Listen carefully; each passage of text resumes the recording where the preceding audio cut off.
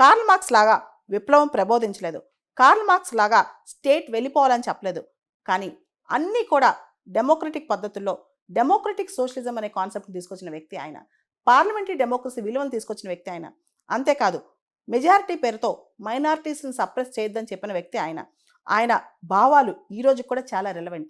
ఆయన అభ్యుదయ భావాలు ఈరోజు కూడా చాలా చాలా అవసరం. ఈ రాజ్యాంగం పనికి రాకుండా పోతే నేనే మొదటి వ్యక్తిని దీన్ని బర్న్ చేయడానికి అని చెప్పిన వ్యక్తి ఆయన. అంతేకాదు రాజ్యాంగం విఫలం అవ్వదు. రాజ్యాంగాన్ని నడిపించే శక్తులు ఒక్కొక్కసారి రాజ్యాంగాన్ని విఫలం చేస్తాయని చెప్పిన వ్యక్తి ఆయన.